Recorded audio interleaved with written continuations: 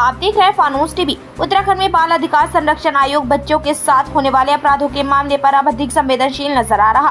पिछले कुछ दिनों से बाल अपराधों की संख्या में बढ़ोतरी हुई है और ऐसे में आयोग हर मुद्दे को गंभीरता से लेकर इस पर सख्त एक्शन की मांग कर रहा। बाल आयोग के अध्यक्ष डॉक्टर गीता खन्ना ने शिक्षण संस्थाओं में बच्चों के साथ लगातार आपराधिक मामले सामने आने पर चिंता जताई। उन्होंने प्रदेश में सभी मदरसों, शिक्षण संस्थानों, बाल गृह और दिव्यांग केंद्रों की जांच कर विस्तृत रिपोर्ट तैयार करने के अधिकारियों को निर्देश दिए। आपको बता दें कि पिछले दिनों मदरसे में मौलवी द्वारा बालिकाओं से दुराचार करने, एक अन्य संस्था ने हेडमास्टर द्वारा कथित रूप से बच्चों को यूनिफॉर्म उतारने के लिए मजबूर करने के मामले में ये निर्देश जारी किए। बाल आयोग के अध्यक्ष गीता खन्ना ने अधिकारियों से जांच में 18 साल तक के बच्चों के संस्थान, मदरसे, बाल गृह को शामिल करने के निर्देश दिए। उन्होंने यह भी कहा कि शिक्षण संस्थाओं का संचालन कौन कर रहा है, इसकी विस्तार से जांच होनी चाहिए। यानी कि शिक्षण संस्थानों के स्वामित्व की पूरी पृष्ठभूमि और विवरण भी जांच में शामिल रहेगा। इतना ही नहीं, इस बात की भी जांच होगी कि कहीं सरकार संपत्तियों पर अतिक्रमण करके शिक्षण संस्थानों का निर्माण तो नहीं किया गया है। 15 सितंबर तक कार्यवाही की रिपोर्ट अधिकारी बाल आयोग को सौंपेंगे। देखिए, आपने अभी देखा ही होगा कि 10 दिन के अंदर अंदर रुद्रपुर में महिला और बाल अधिकारों के संबंध में कितने मामले आ गए।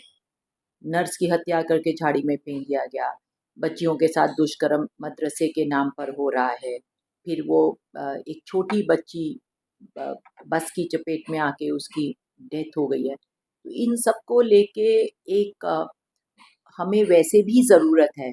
कुछ दिन पहले हमारे पास जो हमें एक मसला आया था सामने, जहाँ पे एक अंधी बच्ची को उसके वो जो सो कॉल्ड दिव्यांग के लिए केयर होम था, वहाँ पर एक्सप्लॉइट किया जा रहा था।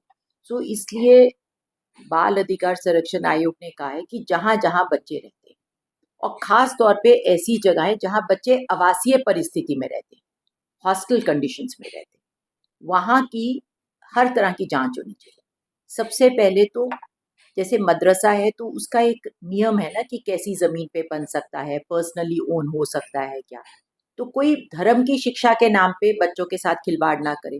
कोई कोचिंग इंस्टीट्यूट के नाम पे बच्चों के साथ क्या है कि हर तरह का खास तौर पे मानसिक शोषण बहुत हो रहा है, क्योंकि जगह किसी और चीज़ के लिए होती है, इस्तेमाल उसे 100-200 बच्चों के लिए कर लेते हैं। तो एक जिस तरह से वो रखे जाते हैं बच्चे, वो उनकी सेहत के लिए, उनकी मानसिक स्थिति के लिए बहुत खराब होते हैं। ऐसे ही केयर होम के नाम पे ना कि हम यहाँ पर इतने बच्चों की देख रेख कर रहे हैं, ऐसा सोच के हम किसी को इजाज़त नहीं दे सकते कि वो जो है कैसे भी स्थिति में बच्चों को रखे।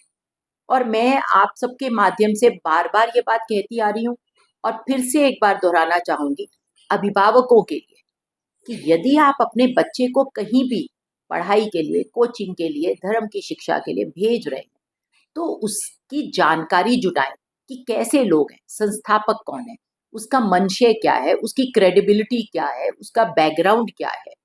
और मैं डिस्ट्रिक्ट अथॉरिटी से भी यही मैंने उम्मीद करी है कि आप राजस्व से, मैंने कहा है कि आप देखें ना लेखा जोखा ज़मीनों का कि कौन ज़मीन का मालिक है, कहाँ पे लीज़ के थ्रू हो रहा है, कहीं पर बहुत ही फ्रॉड तरीके से स्कूल्स को टेक ओवर किया जा रहा है। दूर बैठी किसी हैदराबाद की एजेंसी जो है वो बच्चों स्कूल्स को टेक ओवर कर रही है कि अ, और उनके जब हम जांच करने जाते हैं तो समझ ही नहीं आता कि वो सोसाइटी, क्योंकि सोसाइटीज तो बिक नहीं सकती हैं, तो किस तरह से ये खेल हो रहा है, इन सब की एक मुश्त जांच होना और अपनी स्टेट को सेफ प्लेस फॉर चिल्ड्रन बनाना तो मेरा दायित्व है और उसी की प्रक्रिया में ये सब मैंने आदेश करे।